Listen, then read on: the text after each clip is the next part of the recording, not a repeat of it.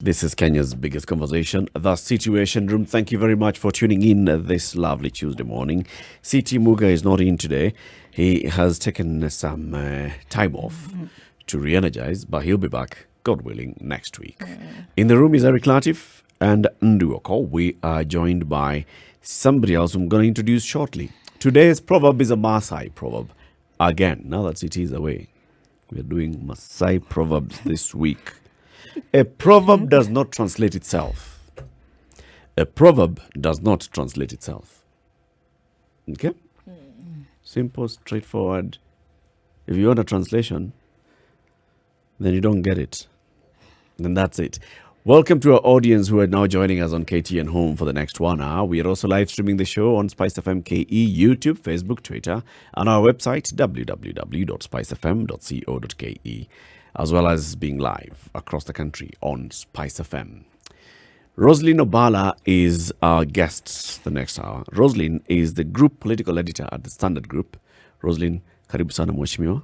Asante sana. You cannot be a group political editor and we don't give you that. Without portfolio. Yes. Mheshimiwa, karibu sana. Asante. Karibu sana. Yeah.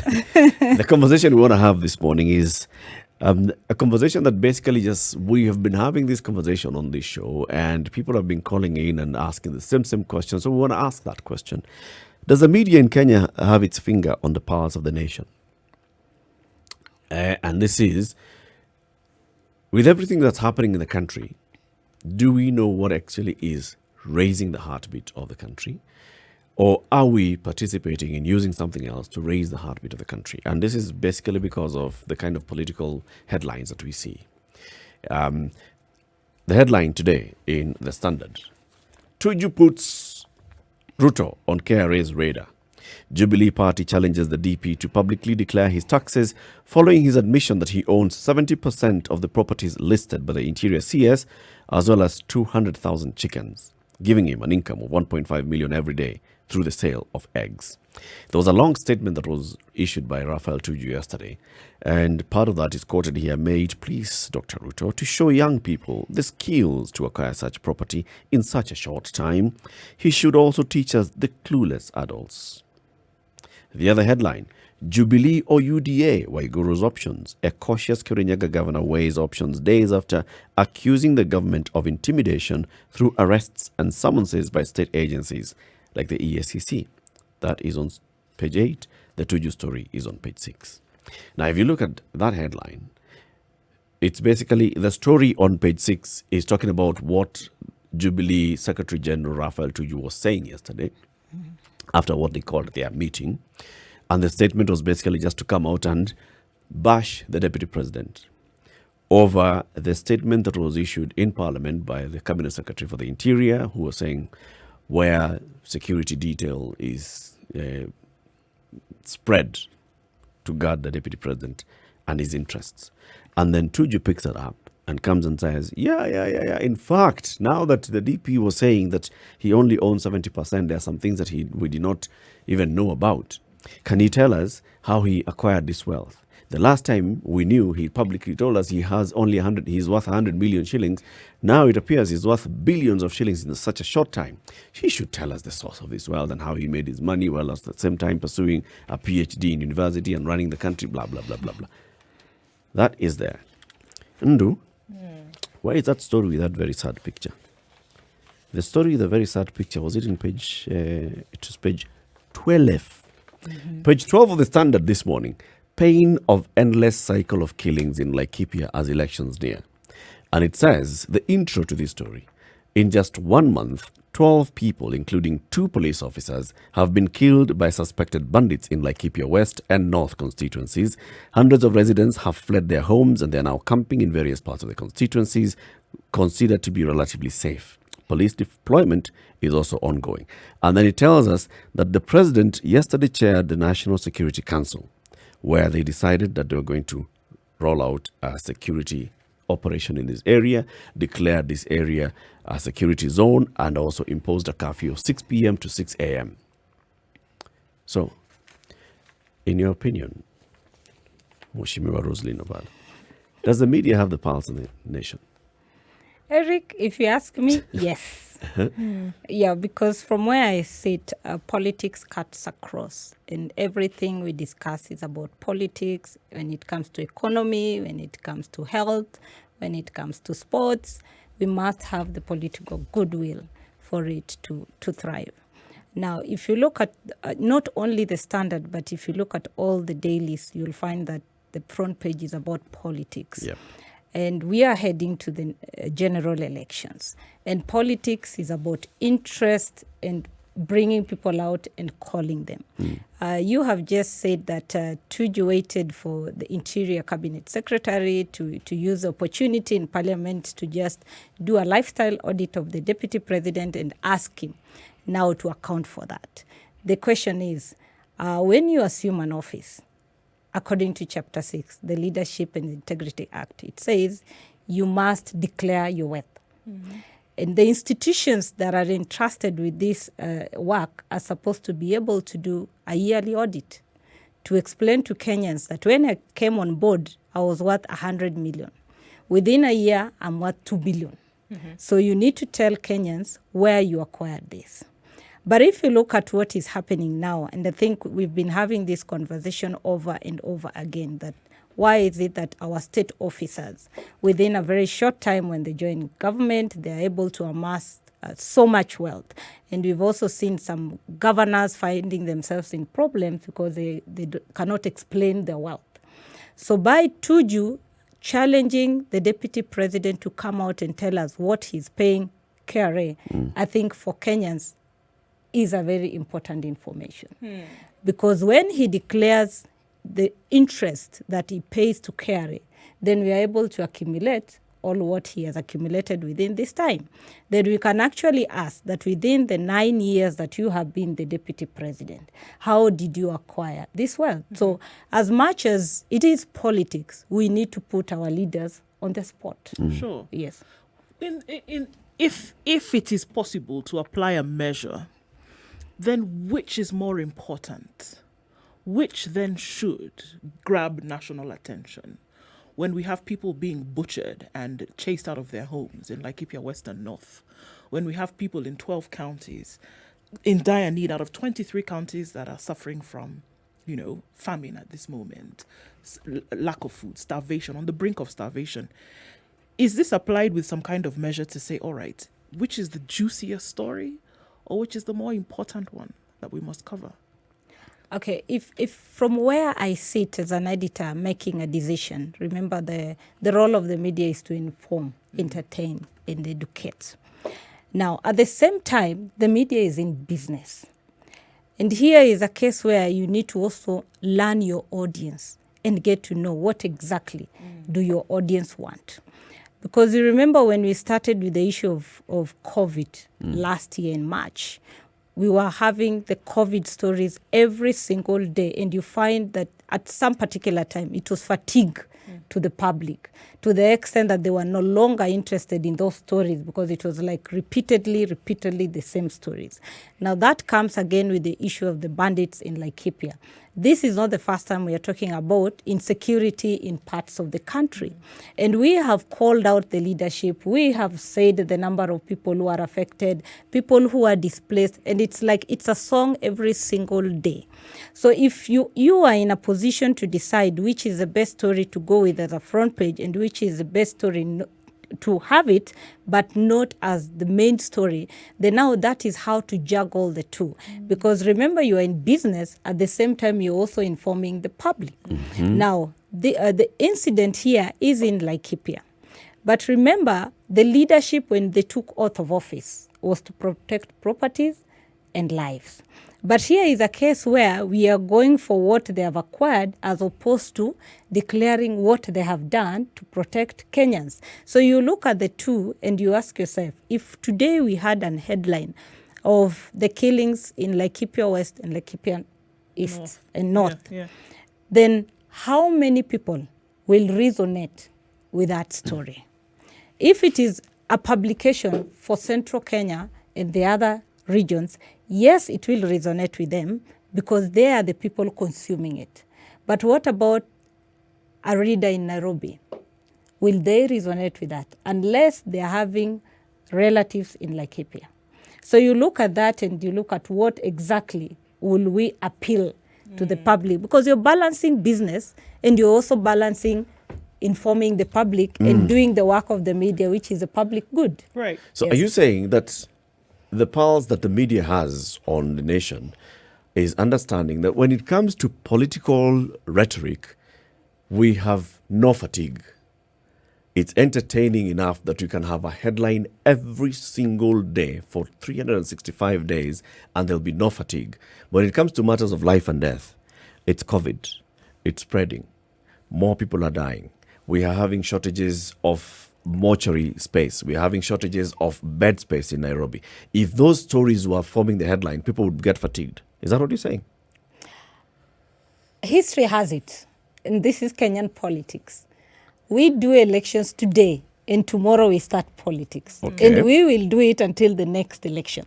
That is Kenyan audience. But has Well- also is this coming out of practice where we can say that look at us in this particular year we had a headline on this and it was developing a headline on COVID that showed the situation in Kakamega County with the lack of oxygen and an oxygen facility that has not been installed because, one, there is the issue of paying rent of tax. Secondly, there's the issue of a contractor not being able to do this because that.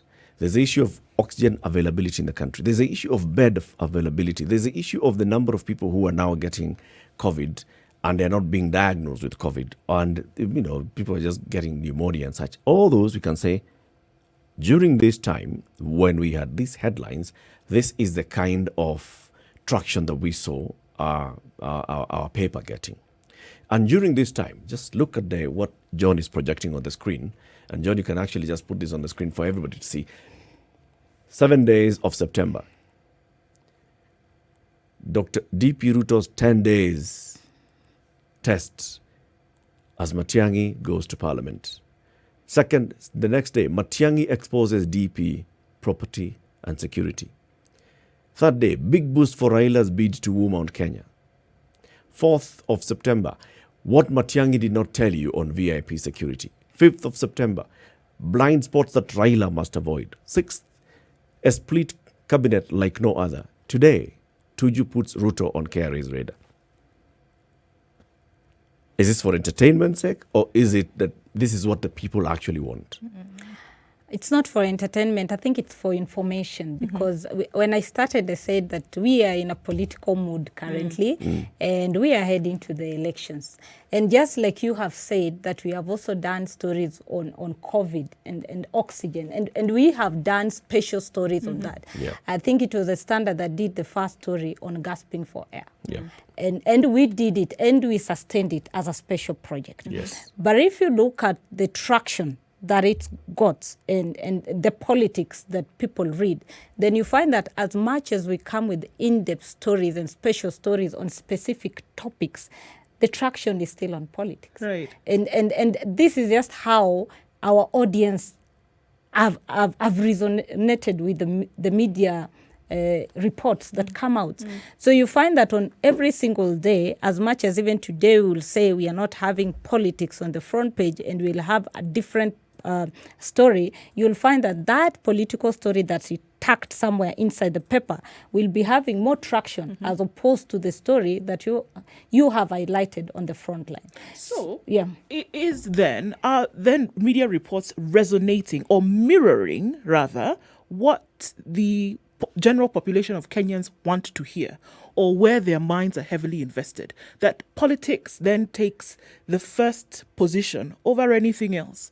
So are we putting out, there's always the age-old question is, are we putting out what Kenyans want to hear, or are Kenyans saying what it is that we hoped, what they hoped will be put out? You see, the role of the media is to set the agenda. And you can only set that agenda. And you've seen even during the COVID times, the media has gone back to the drawing board and to see how best can we remain afloat, remain relevant, and inform the people. So you look at that and you look at what is the consumption. What is the content that people want to hear?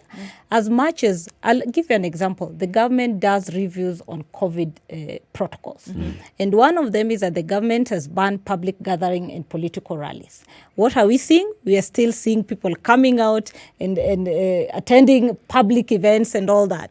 So that just tells you that apart from the danger that is posed by exposing yourself to crowds and all that, people still want to listen to the politics and So listen to the So politicians. who's setting the agenda? Who is setting the agenda then? It's still the media because you see, if I'm seated on the table to make a decision, and here is a case where I have a COVID story and the numbers, and I also have an event where the politicians are and the pool crowds and they're exchanging. The highest thing is that I will not ignore what these politicians were doing as much as I'm calling them out for exposing the public to COVID infections. But still, I will also have the COVID story. But if you put these two and you look at the traction that these two stories are picked, you'll find that there will be more reads when it comes to the political content as opposed to the health side of the story. Somebody has said, Roselyne, that this is as a result of sustained drip feeding by the media. Conditioning. So we have basically gotten to a point where we've conditioned the people that this is what ought to be on the front page. That if you're not talking about Ruto, Raila, Uhuru, now Matiang'i, Musalia, Kalonzo, then there's no news. Over time, we have made them feel that this is what ought to be in the news. Let me give you the context of what I'm saying. Yesterday, the National Security Council met. The National Security Council, for those who live on Mars and they've just visited the country, is actually established by the Constitution. And it consists of the President, the Deputy, the CS responsible for defense, the CS for foreign affairs, CS for internal security, the Attorney General, the Chief of the Defense Forces, the Director General of the National Intelligence Service, and the Inspector General of the Police. It does supervisory control over national security organs and perform any other function prescribed by legislation. This is basically the top decision-making organ when it comes to security in the country. When the National Security Council meets, there's something. Yes. When the president summons the heads of the security organs, military, police, intelligence, the defense minister, the interior minister, the foreign affairs minister, and they meet and they have a conversation, they are likely to come out of there and actually go to Parliament and request for a declaration of emergency. This is such a serious organization. When they were meeting yesterday, they knew very well that this will not be a headline if Raphael Tuju goes to issue a statement out there and where he's bashing William Ruto. Are we then the ones who are setting the agenda, or are we following the agenda that's being set by the political class? Eric, I don't think that the political class is setting the agenda for us. I think we are setting the agenda because you just said that the NSAC is a constitutional organ that sits. And the question we should ask is that when was the last time that the National Security Council sat? And the other day when Matiang'i came to Parliament, he was talking about the security of the Deputy President, which is actually discussed at NSAC. But that, we did not hear him or give a report of what they discussed at NSAC to decide to replace the Deputy President's security. But here is a case where when we are doing stories on Laikipia, then they are saying we have met about the security in Laikipia. So you look and balance, because why now? And even when that meeting came, it was a short statement that was sent to newsrooms. So when it comes to security, are you supposed to speculate, or you're supposed to be in tandem with the statement you have received? Because none of us... security is bigger, basically? Is it the security of the Deputy President who still has security officers deployed to him, or is it the security of Grace Wangoi and the others in Olmoran, Laikipia, who have to move out of their homes because their kin have been killed?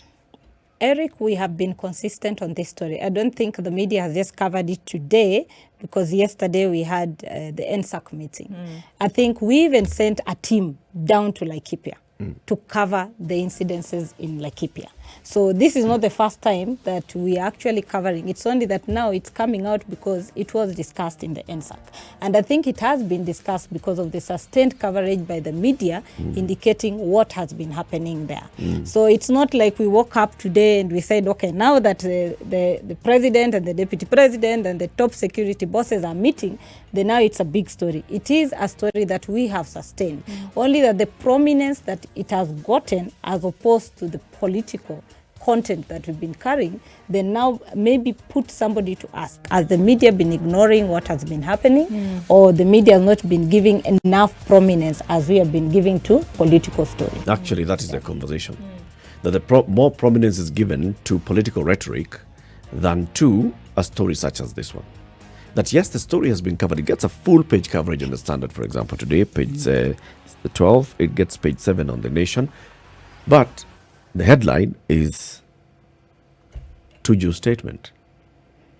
In the Situation Room this morning is Eric Latif, Nduoko, and Roselyne Obala, Group Political Editor at the Standard Group. We're asking, does the media have its finger on the pulse of the nation? And we'd like to hear from you on SpiceFM KE, YouTube, Facebook, and Twitter. Or you can call in 0719 012 600. So it's just about how do you make the decision on what appears on the front page? Because yes, there are many stories, and it's true what you've said, Roselyne. We have covered very many stories on health, on human interest stories, like this one, on Keep on what's happening around the country in terms of people who are facing starvation and food insecurity. What's happened in the country with regards to COVID-19. Those stories are there on a daily basis. There are many other, even the pullouts that talk about financial issues and personal development issues. But how do you decide what comes on the headline? Because that is what determines whether I'm going to pick up that paper or not. Yeah, you just said it. What makes you pick up the paper or watch the news during the bulletin is what thrives, what the public says. And I said this is a political moment. We are heading to the elections. Every person listening to news will want to know, where are the big leaders? What are they up to? What are they planning? So in the morning, when you wake up in the morning, you sit and discuss. What is Ruto planning? What are his allies planning? What is the president planning as his legacy? And if indeed he wants somebody to succeed him, who is he holding their hand? Who is he having meetings with? Who are the topmost hopefuls? Who will be contending? What are the issues that they are taking to Kenyans? Because if you look at our politics, and this one, the media sustained it all and all, because our politics are personality politics. How do you drive away from personality politics, regional balkanization, to real issues of issue-based economy? politics. Yes, health, sports. How do we turn around our economy that has been impacted by the COVID-19 pandemic?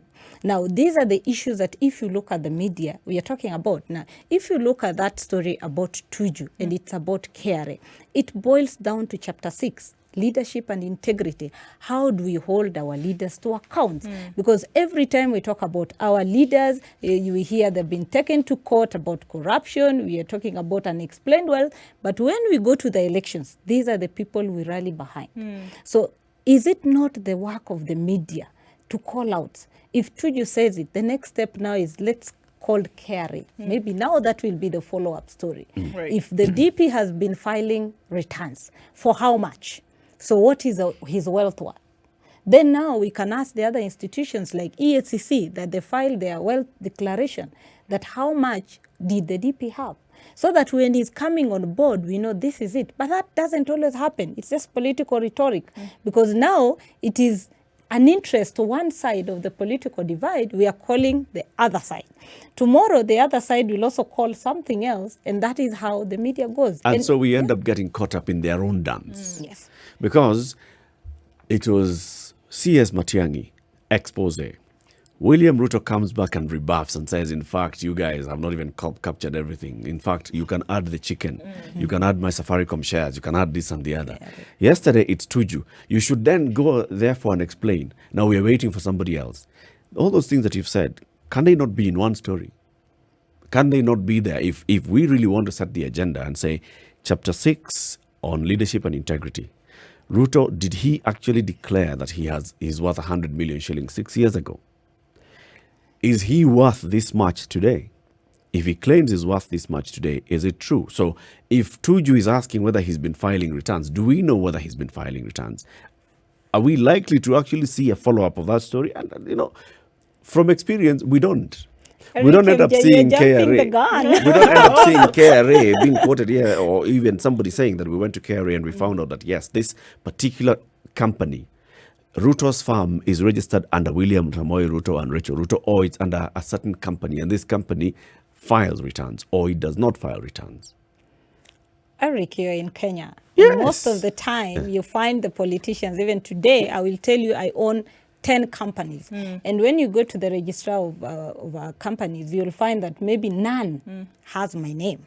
So as a journalist, I'm supposed to do due diligence. I know this is your company, but there is no paperwork to link you to that company. Do I go and say that this company belongs to you? I cannot, because you will obviously take me to court. Right. Yeah, by linking me to somebody, something I don't own. But if you look at the media, I think, Eric, you're a bit harsh on us, because I'm not being I harsh think, on us. Remember, yes, I'm in the us category. Yes.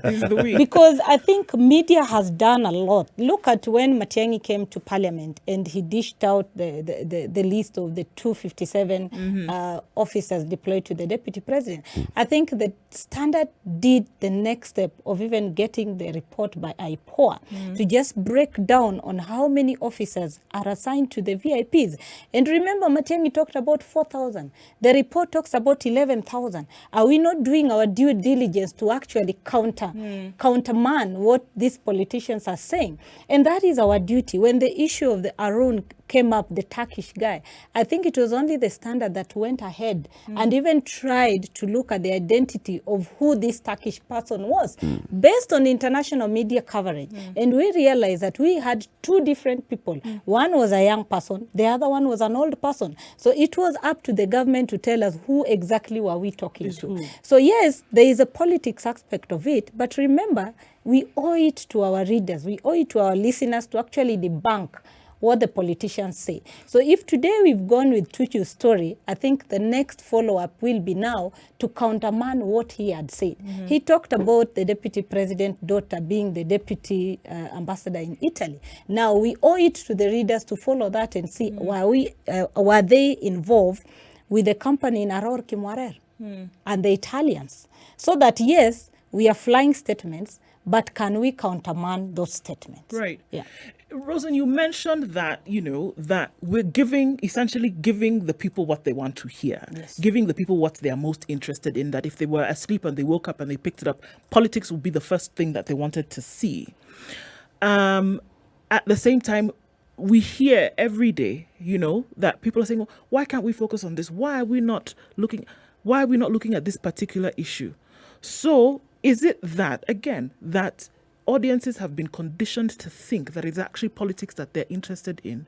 If we were not to cover politics, we would not see an uptake of the media. Would we not see an uptake of these? We will see an uptake, but the uptake will be low. Okay. Because if you look at the statistics every single day, and if you look at the coverage across media platform, you'll find that at least every single day that politics flies across. Even if it is a disaster story that we have on the headline, you will not miss a political story tacked somewhere across that story. Even if it is a celebrating story like our athletes who won the other day, you will still find a political story tacked somewhere. Why? Because that is what the audience wants. And I told you that if you look at the media currently, and for them to stay afloat, it's about the reader audience. What does the reader want? So at the end of the day, when we do our data, you look at it and look how many people read our content, how many people read the political content. If you look at the Standard like today, you'll find we have the Financial Standard. We always have very good stories about economy. You will find they will have traction. But still, the politics is competing along the way with the economical stories. When you go to the health stories, no single day will you not miss a health story. Right. The COVID issues are there. HIV in terms of drugs, TB, malaria, and all that. And we do cover them. But just look at the traction that each of these content attract. You'll still find politics at the top. So at the end of the day, when you sit in a decision table and decide what do we go with, you cannot ignore politics. Yeah.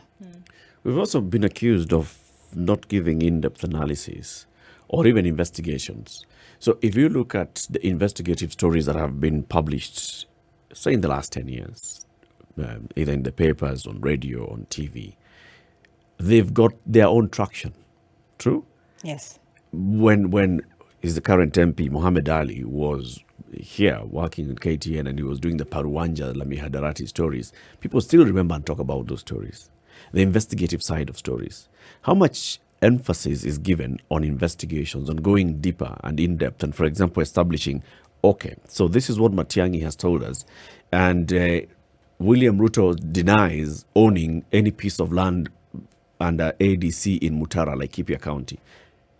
Going deeper and establishing and finding out who actually owns this particular piece of land.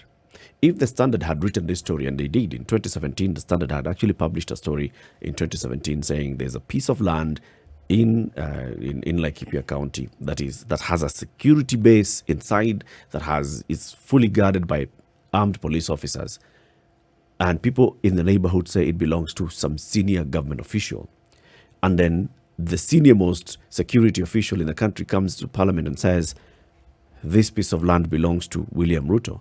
And then William Ruto comes and says it doesn't belong to me. How do we inform the people? How do we make sure that the people then get to know who owns this piece of, where is it exactly? Are there police officers today? Are they deployed today? How do we do that? Yeah, Eric, that's a good aspect that we also pursue the investigative stories. But remember, an investigative piece cannot be done within a day or 2 days. Some even take a year for that story to come out. And you've just talked about the Mohammed Ali stories. Mostly there were stories done for months before we finally have the story pieced together. And yes, those are stories that are done, but remember, it also comes with the financial aspect of it, the time aspect of it, and the real keen interest in establishing what is happening.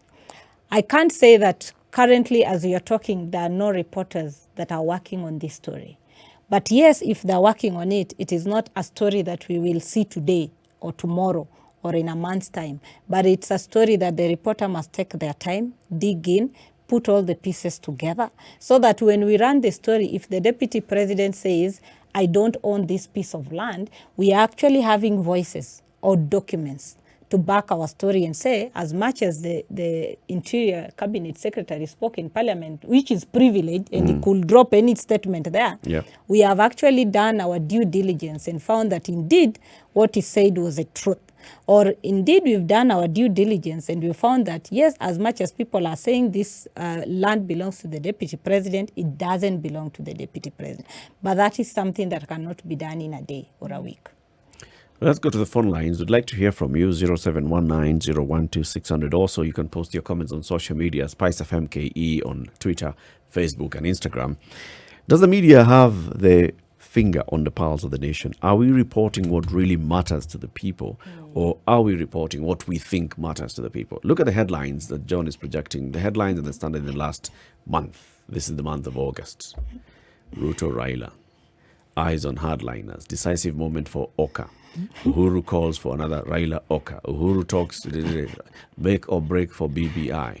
Death blow to be Ruto Raila. Ruto sustains attack on rivals. Uhuru's tough task on Oka Raila. Uhuru, the problem with his deputy. So question is, and this one question that's coming up now, I think actually interesting, Roselyne. How can public interest consistently be only politics, and yet their lives revolve around health, food, education? And we're saying this is what Kenyans are interested in.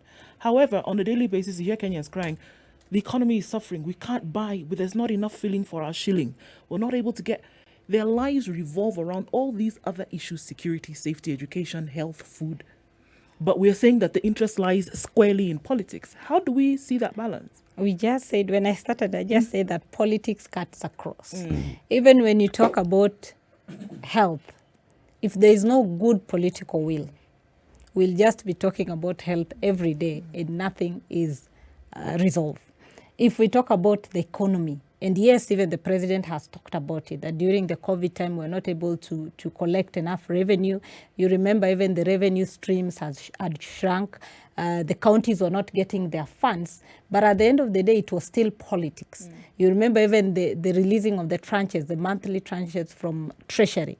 You remember there were the talks that they have to clear the pending bills. They have to start with the initial ones, and people were talking about whom do you know to clear those bills. So that's why you see every single day, even as we talk about politics, it's what we are looking at. It's 1 year to the next election. These people who are coming out to tell us that they are going to contest, what have they done? The deputy president is in government. He has delinked himself from the Big Four agenda.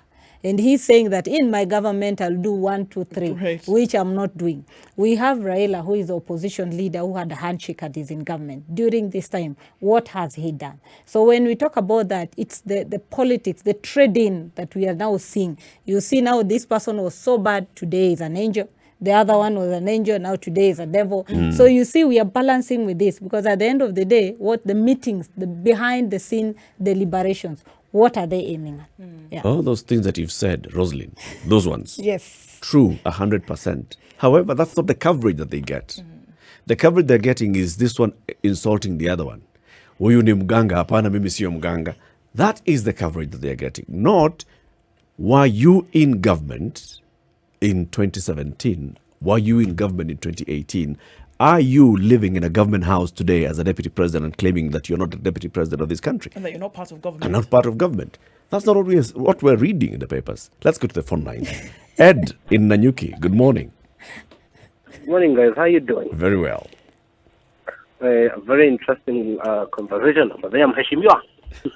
How are you? I'm good. Now, here's the thing. I beg to differ. I may not be in your line of work, but I beg to differ. Because I think the power of media is information. I'm going to give you for an example. Before I became an ardent fan of SpiceFM, there were other breakfasts I used to listen, but I could never relate to them.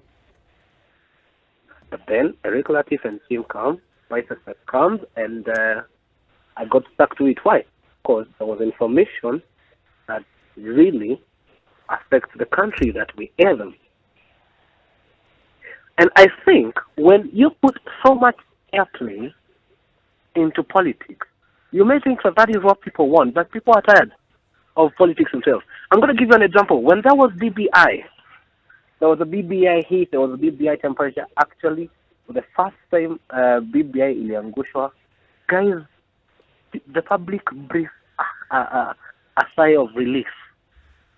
Because actually, they were practically tired of BBI. BBI was just being aired on TV, on radio, on newspapers, and actually some people, they were like, because we are not interested.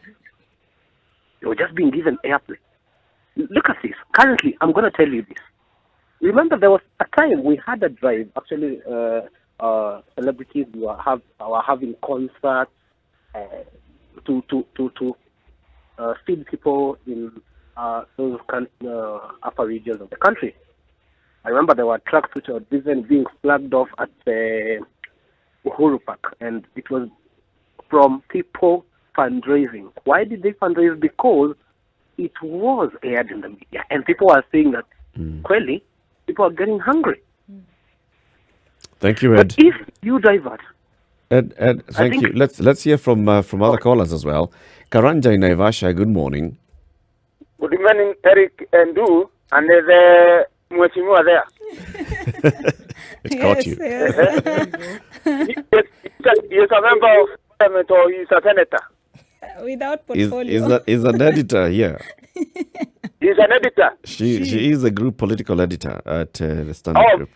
Political analyst, yeah? Editor.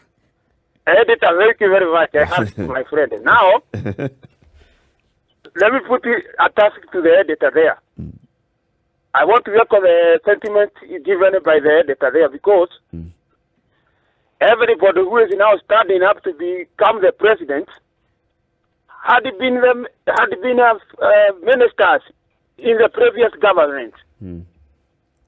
See, somebody like Kalonzo Musyoka, Musalia Mudavadi had been the finance minister, Kalonzo Musyoka had been the vice president, Ruto had been the minister for agriculture, Raila had been the prime minister, he had been a member for parliament for Angata. These shenanigans, these people coming and telling us, let us vote this person for the change of Kenyans. In fact, they are ridiculing Kenyans. So, Karanja. Now, yes. So, does the media have the pulse? Do you understand why the media then would put these headlines the way we put the headlines out? Giving the prominence to these leaders and understanding what they're saying and what they're thinking. I think the media plays a vital role in making sure that Kenyans have the right information, given the fact that Article 39 of the new constitution guarantees this. The media information to the people. Okay. I think the media, they are playing a vital role. Thank you very much, Eric. Asante Karanja. Renson in Ngong, good morning. Good morning, Eric. How are you? I'm all right. How are you guys? We're well, thanks. I feel, like you guys play a very good, a very important role in the society.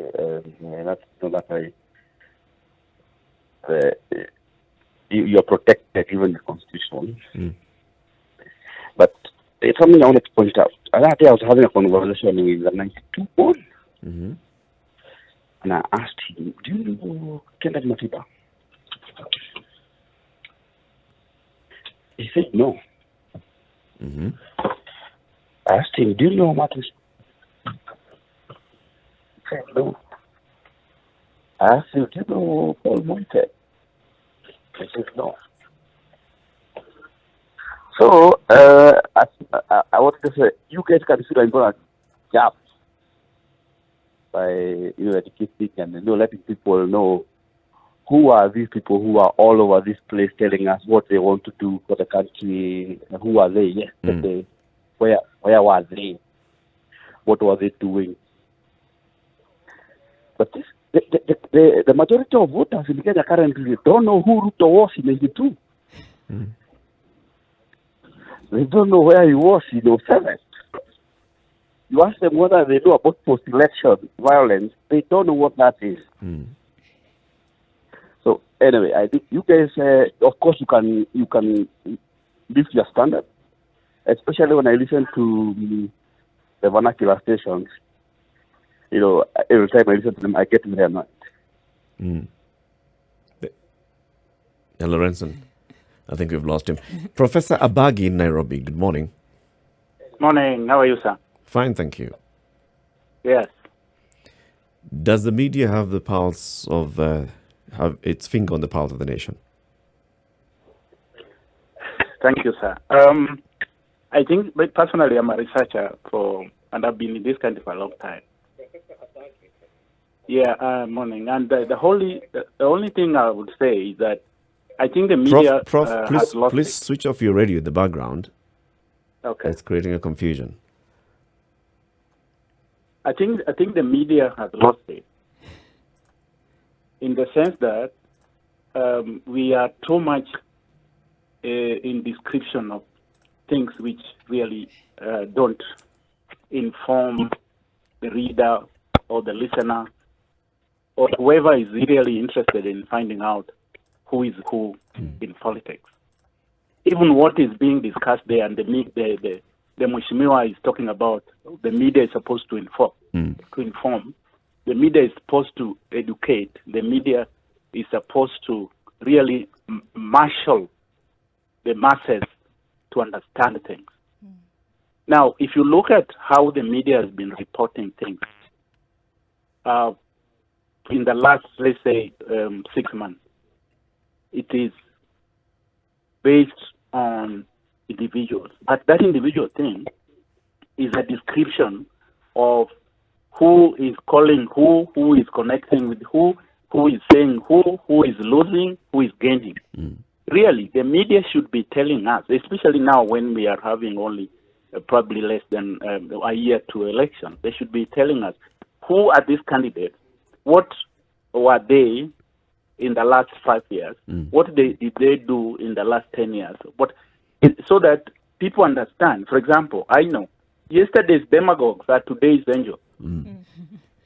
Yesterday's people who really were fighting against unity of this country are now talking about unity. People who participated in organizations which really fleeced Kenyans a lot of money are now the angels, are now the leaders. The media is expected, really, go back, look at these people and tell us who are they 20 years ago, who are they 10 years ago, who are they. For example, the other day, I had a leader telling people that the biggest scandal in Kenya since independence was BBI, a lie. And this person was a member of YK92. YK92 could be the biggest scandal of this country.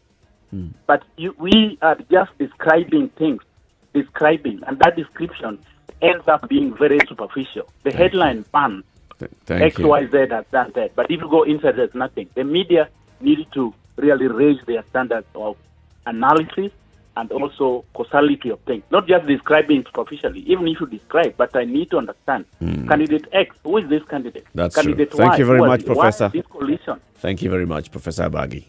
94.4 Nairobi, Mombasa 87.9, 102.5 Kisumu, Nakuru 96.0, Eldoret 96.7, 90.9 in Nyeri, 97.7 in Malindi. Today, we are positioning the media right there on the cross and asking, this one or Barabbas? And already it's on the cross.